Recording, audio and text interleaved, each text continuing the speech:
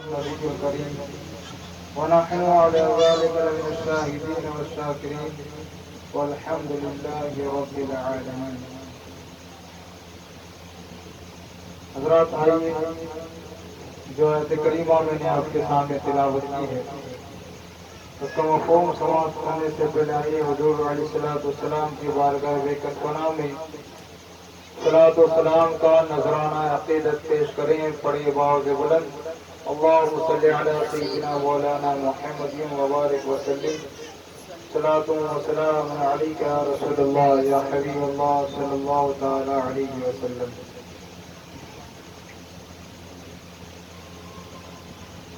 حضرات محترم، آج کا جو موضوع ہے وہ اصلاح معاشرہ کے حوالے سے ہے کہ ہمارا معاشرہ کیسا ہونا چاہیے اور معاشرے کی برائیوں کو کیسے دور کی جائے اور معاشرہ کیسے درست ہو. جب لفظ معاشرہ ہم آپ بولتے ہیں تو اکثر ذہن کے اندر معاشرے کے اندر جتنی بھی برائیاں ہوتی ہیں وہ ساری کی ساری ہمارے ذہن میں وہ برائیاں گھوم رہی ہوتی ہیں. وہ ساری برائیاں ہمارے ذہن میں آ جاتی ہے، لیکن معاشرے کے اندر جتنی بھی برائیاں ہیں اس کو دور کیسے کیا جائے. اس میں سارے معاشرے کو ایک ساتھ کام کرنے کی کوشش کرنی چاہیے. آج علماء ہے جو محنت اور کوشش کر رہے ہیں کہ معاشرے کے اندر جو برائیوں کا طوفان ہے، ظلمت ہے، تاریکی ہے، اس کو کیسے دور کیا جائے. تو یاد رکھیے صرف ایک جماعت سے کوشش کرنے سے برائیاں دور نہیں ہوگی، بلکہ ہم تمام اہل ایمان کو علماء کا ساتھ دینا ہوگا کہ برائیوں کو کس طرح دور کیا جائے. حضرات محترم، آج اگر دیکھا جائے ہر انسان یہی کوشش کرتا ہے کہ برائیوں کو کیسے دور کی جائے، لیکن برائیاں پھر بھی دور نہیں ہو رہی ہے اور برائیاں بڑھتی چلی جا رہی ہیں. اس کی وجہ یہ ہے کہ ہم جب بھی اصلاح کرنے کی کوشش کرتے ہیں تو دوسروں کی اصلاح کرنے کی کوشش کرتے ہیں، لیکن اپنے آپ کو بھول جاتے ہیں کہ ہم بھی کہیں نہ کہیں برائیوں کے دلدل میں پھنسے ہوئے ہیں. مثال کے طور پر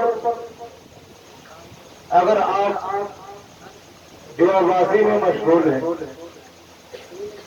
شراب نوشی کر رہے ہیں، غیبت چغل خوری ایک دوسرے پر ظلم کرنا، ایک دوسرے کو برا کہنا، جب تک انسان خود اپنے آپ کو سنبھالنے کی کوشش نہیں کرے گا، اس وقت تک معاشرے کے اندر اچھائیاں نہیں آ سکتی اور برائیاں دور نہیں ہو سکتی۔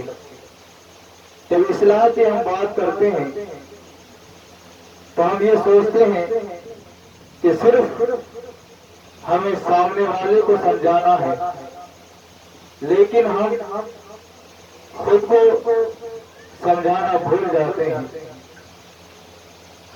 اگر آپ خود شریعت مطہرہ پر عمل نہ کریں، نبی کریم علیہ الصلوۃ والسلام کی سیرت پر نہ چلے اور اپنے آپ کو برائیوں کے دلدل میں رکھ دیں، اس سے باہر آنے کی کوشش نہ کریں، تو اچھائیاں پیدا نہیں ہو سکتی۔ اس لیے اللہ تعالیٰ نے حکم یہ دیا ہے کہ پہلے آپ اپنے کنبے والوں کو، اپنے گھر والوں کو نیکی کی طرف بلاؤ۔ وَأَنذِرْ عَشِيرَتَكَ الْأَقْرَبِينَ، اللہ تعالیٰ نے اپنے نبی کو حکم دیا کہ آپ اپنے قریبی رشتہ داروں کو ڈرائیے، انہیں نیکی کی طرف بلائیے۔ تو جب تک ہم اپنے گھر کے اندر اسلامی ماحول پیدا نہیں کریں گے، اپنے آپ کو خود کو سنبھالنے کی کوشش نہیں کریں گے، تو معاشرے سے برائیاں کبھی دور نہیں ہو سکتی۔ رہی علماء کی بات، تو علماء اپنی طرف سے جو بھی محنت کرتے ہیں، کوشش کرتے ہیں، یہ ان کی مہربانی ہے، یہ ان کی شفقت ہے۔ لیکن آج پوری دنیا کی طرف نظر اٹھا کر دیکھیے، علماء کے علاوہ کسی اور کو معاشرے کی برائیوں کے حوالے سے صحیح فکر نہیں ہے۔ سب دکھاوے کرتے ہیں، لیکن صحیح طور پر اگر کوئی کوشش کوئی جماعت کر رہی ہے تو وہ علماء کی جماعت کر رہی ہے۔ آج اگر علماء محنت کرنا اور کوشش کرنا چھوڑ دے تو آپ چاروں طرف ظلمت ہی ظلمت، برائی اور بدکاری ہی پھیلی ہوئی دیکھو گے۔ معاشرے کا سدھار سب سے پہلے اپنے گھر سے کرنا چاہیے۔ اپنے گھر کے اندر اسلامی ماحول پیدا کریں، اسلامی زندگی، نبی کریم علیہ الصلوۃ والسلام کی سنتوں پر عمل کر کے اپنی زندگی گزارے۔ نبی کریم علیہ الصلوۃ والسلام نے حکم دیا ہے کہ جب بچہ پیدا ہو، اس کی ولادت ہو، تو اس کے کانوں میں اذان دینی چاہیے، تکبیر پڑھنی چاہیے، اللہ کی صدا بلند کرنی چاہیے، کیونکہ یہ اس کا حق ہے۔ یہ حقوق العباد میں، حقوق اللہ میں آتا ہے کہ ہم اللہ کا ذکر کریں، اس کی عبادت کریں، کیونکہ اس ذات نے ہمیں اور آپ کو، سارے جہان کو، زمین و آسمان کو، دنیا کے ہر شے کو اس نے پیدا کیا، تو ہمارا حق ہے کہ اس کا نام لیں، اس کا ذکر کریں اور اس کی عبادت کریں۔ پھر جب بچہ 7 سال کا ہو جائے تو انہیں نماز کا حکم دے، اسے دین کی دنیاوی دونوں تعلیم سکھائیں، اور جب وہ بچہ 10 سال کا ہو جائے تو پھر اسے مسجد کی طرف لے آئے، اللہ کی عبادت کی طرف اسے بلائے۔ آج ہم نے یہی چیز چھوڑ دی، سیکھنا سکھانا، تعلیم دینا، ہم نے یہ سب چھوڑ دیا ہے۔ یاد رکھیے، جب بغیر علم کے انسان عابد بنتا ہے، عبادت کرتا ہے، تو شیطان اس کو جلدی بہکا دیتا ہے۔ وہ انسان شیطان کے جال میں بہت ہی جلد جو ہے آ جاتا ہے۔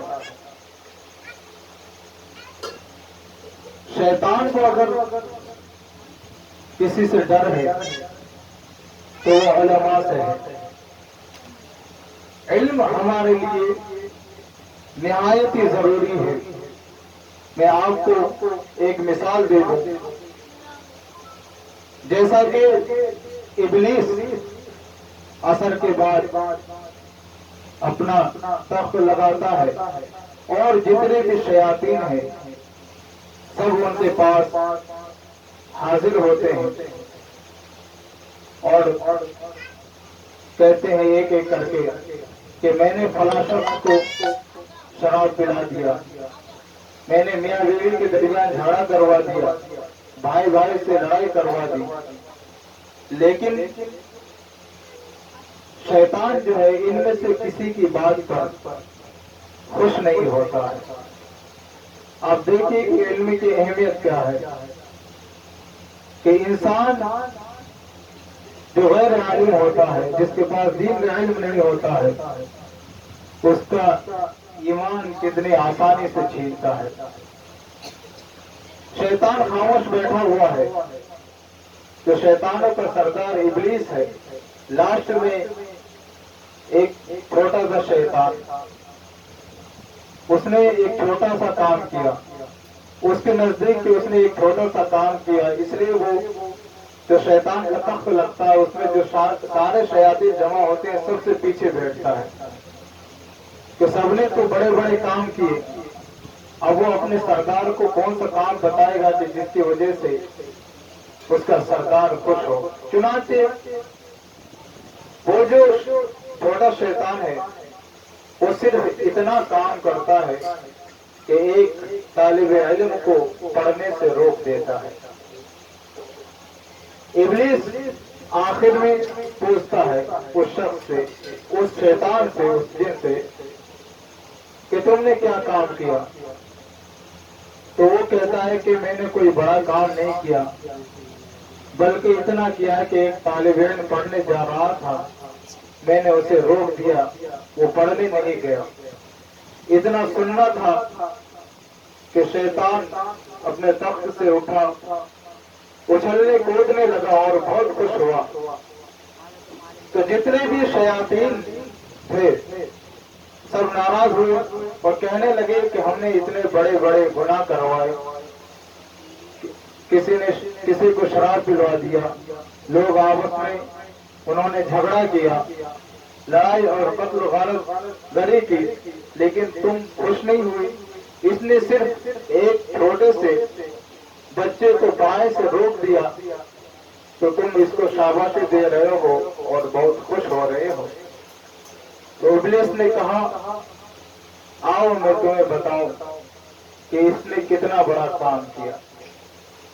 چنانچہ یہ شیطان ایک چھوٹی سی شیشی لیتا ہے اور اپنے ساتھیوں کو لے کر چلتا ہے۔ فجر کے وقت ایک عبادت گزار عابد جس کے پاس دین کا علم نہیں ہوتا ہے، صرف کچھ چیزیں جانتا ہے، شیشی لے کے حاضر ہوا اور کہا کہ رکیے ایک مسئلہ پوچھنا ہے، کہ بتاؤ مسئلہ کیا ہے؟ تو ابلیس کہتا ہے کہ یہ اتنی سی شیشی ہے کہ اللہ تبارک و تعالی اس پوری دنیا کو اس شیشی میں داخل کر سکتا ہے؟ تو وہ عابد فوراً انکار کر دیتا ہے کہ اتنی بڑی دنیا کو اللہ تعالیٰ اتنی سی چھوٹی شیشی میں کیسے داخل کر سکتا ہے؟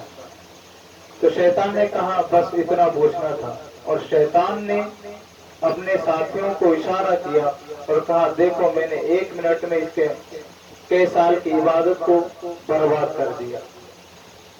پھر اسی طرح ایک عالم کے پاس وہ پہنچتا ہے اور اپنے ساتھیوں کو لے جاتا ہے ایک عالم کے پاس، اور وہ بھی فجر کی نماز پڑھنے جا رہے ہوتے ہیں۔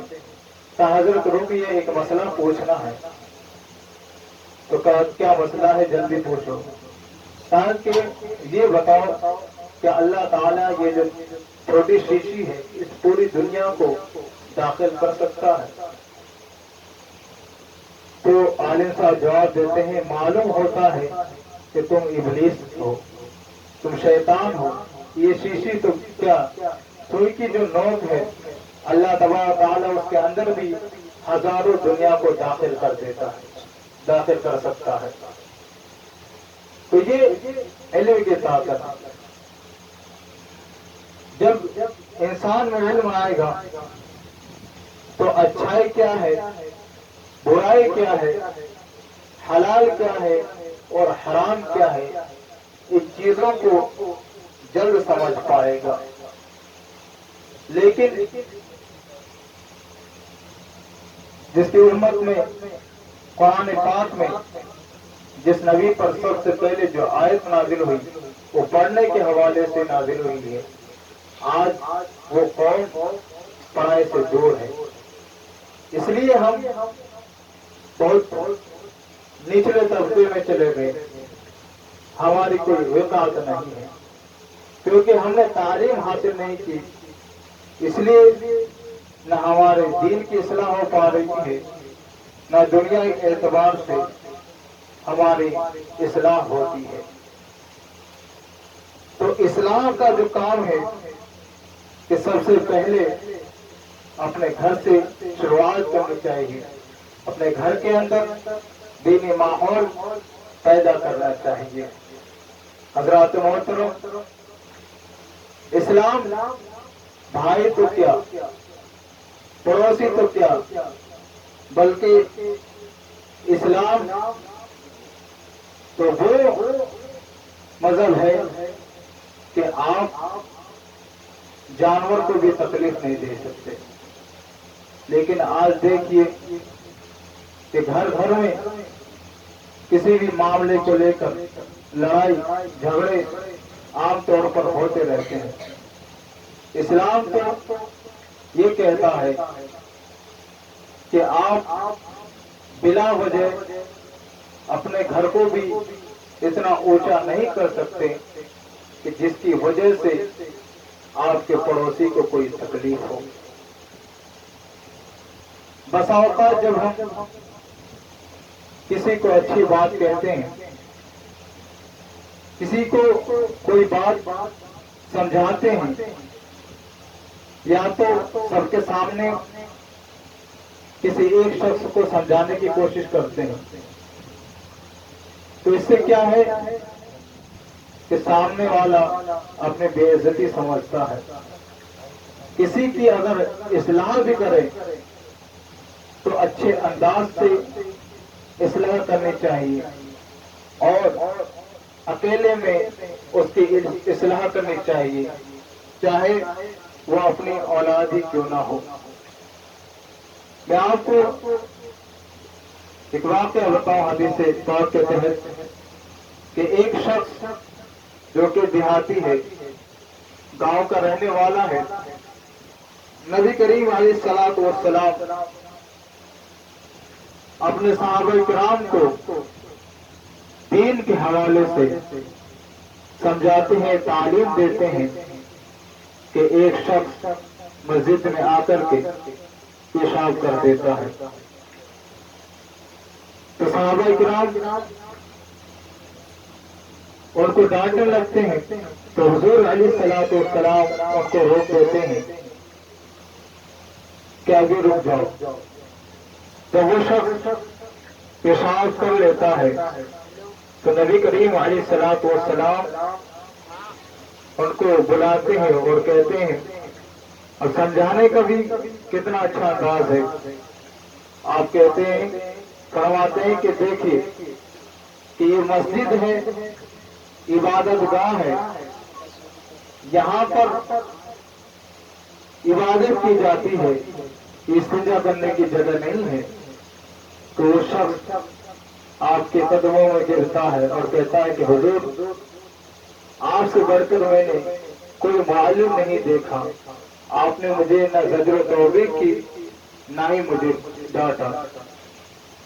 تو اگر کسی کو آپ اچھی بات سمجھائیں، کوئی اگر غلط کام کر رہا ہے تو اس کو سمجھانے کا بھی ایک صحیح اور ایک بہترین انداز ہونا چاہیے، نہ کہ انہیں آپ ڈانٹے یا اس کی بے عزتی کریں۔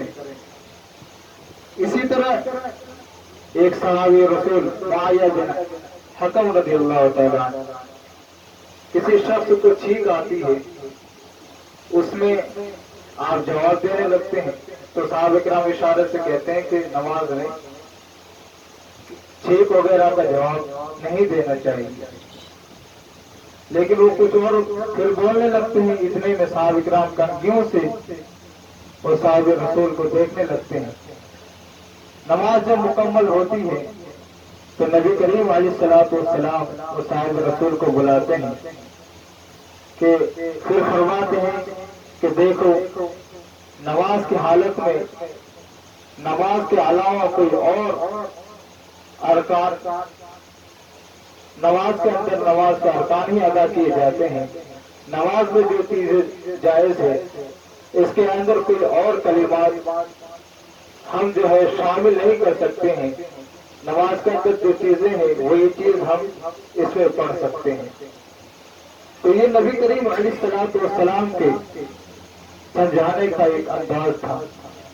لیکن اگر آج دیکھا جائے تو رشتے دار کیا، بڑوں سے کیا، لوگ اپنے والدہ کے ساتھ بھی، اپنے والدین کے ساتھ بھی صحیح طریقے سے پیش نہیں آتے ہیں۔ انہیں اگر کسی چیز کا والدہ حکم دے دے تو چڑچڑا جاتے ہیں یا غصے میں بات کرتے ہیں، حالانکہ اللہ نے یہ حکم دیا کہ تم انہیں وہ بھی نہیں کر سکتے۔ آئیے بزرگوں سے سیکھتے ہیں کہ والدہ کی کس طرح عزت کرنی چاہیے اور والدہ کا حکم کس طرح ماننا چاہیے۔ حضرت بایزید بستامی رحمۃ اللہ تعالی علیہ کی والدہ نے رات کے وقت پانی طلب کیا اور اس زمانے میں لوگ نہر سے پانی لے کر آتے تھے۔ رات کے وقت سردی کا موسم ہے، ٹھنڈ ہے، لیکن آپ برتن لے جاتے ہیں اور نہر سے پانی لے آتے ہیں۔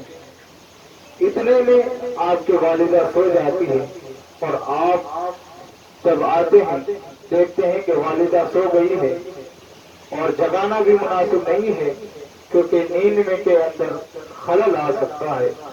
آپ اسی طرح پوری رات کھڑے رہتے ہیں یہاں تک کہ صبح ہو جاتی ہے اور آپ کی والدہ اٹھتی ہے اور آپ کے ہاتھوں کی جو انگلیاں ہیں وہ سرد کی وجہ سے جم جاتی ہے، اور اپنے والدہ کو پانی کے برتن آپ تھماتے ہیں اور آپ کی والدہ آپ کے لیے دعا دیتی ہے۔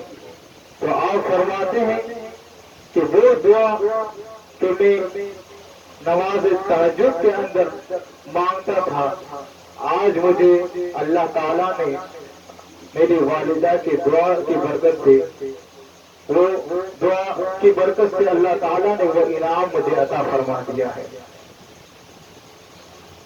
تو حضرات محترم، ہر اعتبار سے اسلام نے آپ کو زندگی گزارنے کا طریقہ سکھایا ہے۔ کوئی اگر بیمار پڑ جائے تو اس کی عیادت کے لیے جانا چاہیے۔ اگر اسے آپ کی ضرورت ہے تو آپ اس کے علاج و معالجے کے لیے حاضر ہو جائے۔ اسلام نے یہاں تک کہا کہ اگر کوئی شخص فوت ہو جائے تو اس کے جنازے میں آپ شریک ہو جائے۔ یہ اسلام ہمیں سکھاتا ہے، لیکن چونکہ تعلیم سے ہم دور ہیں، دینی تعلیم سے ہم بہت دور ہیں، اس لیے اسلام کی خوبی ہمیں معلوم نہیں ہے۔ یہ تو ایک جو ہے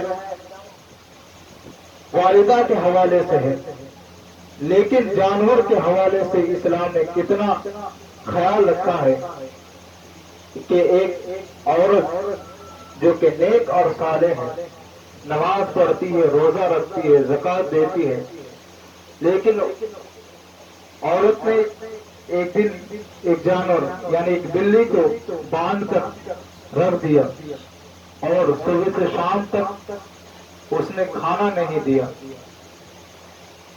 یہاں تک کہ وہ بلی فوت ہو گئی، مر گئی۔ تو جب اس عورت کا انتقال ہوتا ہے تو اللہ تعالیٰ اس عبادت گزار عورت کو جہنم میں داخل کر دیتا ہے۔ یہ جانور کے حوالے سے اتنا خیال ہے، لیکن آج بھائی بھائی کو تکلیف دیتے ہیں، والدین کو تکلیف دیتے ہیں۔ وجہ یہی ہے کہ ہم نے اسلام کو پڑھا نہیں ہے، اسلام کی تعلیم ہم نے حاصل نہیں کی ہے۔ اللہ تبارک و تعالی نے حالانکہ ہمیں برائیوں سے بچنے اور نیکی کا حکم دیا ہے، لیکن اب اگر دیکھا جائے تو ہم ان تمام چیزوں سے دور ہیں۔ ضرورت ہے کہ انسان خود کی اصلاح کرے اور خود کی اصلاح کے ساتھ ساتھ دوسروں کی اصلاح کرے، اور جب دوسروں کی اصلاح کرے تو انسان خود کی بھی اصلاح کرنے کی کوشش کرے۔ آئیے ایک بزرگ کا واقعہ میں آپ کو سنا دوں، پھر اپنی بات یہاں پر مکمل کر دوں۔ ایک عورت ہے جو کہ اپنے بچے کی شکایت ایک بزرگ کے پاس لے آتی ہے اور کہتی ہے کہ حضرت یہ میرا لڑکا ہے جو کہ گڑ بہت کھاتا ہے، میں اسے منع کرتی رہتی ہوں لیکن یہ لڑکا مانتا نہیں ہے، تو آپ انہیں یہ حکم دیتے ہیں کہ جاؤ اس بچے کو لے جاؤ، کل لے کر آنا۔ تو دوسرے دن وہ عورت اس بچے کو لے کر آتی ہے اور عرض کرتی کہ حضور اسے سمجھا دیجیے، یہ مانتا نہیں ہے۔ تو آپ کہتے ہیں کہ بیٹے تمہاری والدہ یہ کہتی ہے کہ تم گڑ بہت کھاتے ہو، اس سے تمہیں نقصان ہوگا، لہذا گڑ کھانا چھوڑ دو۔ یہ بات جب آپ کہتے ہیں تو عورت تعجب کرنے لگتی ہے اور کہتی کہ حضور یہ بات تو آپ کو کل کہنی تھی، کل ہی ایسا بول دیتے، آپ نے دوبارہ کیوں مجھے بلایا؟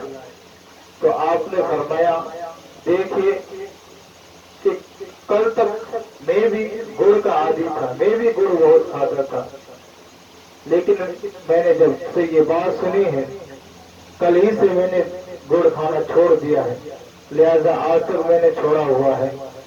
پھر اس کے بعد میں نے آج مجھے اس بات سے روکنے کی ہمت ہوئی ہے، اس لیے میں اسے آج روک رہا ہوں۔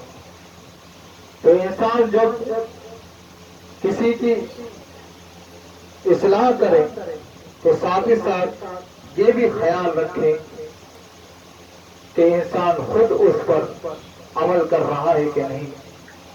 خود اللہ تعالی ارشاد فرماتا ہے یا ایھا الذین آمنوا لم تقولون ما لا تفعلون، اے ایمان والو तुम वो क्यों करते हो जिस पर तुम खुद अमल नहीं करते।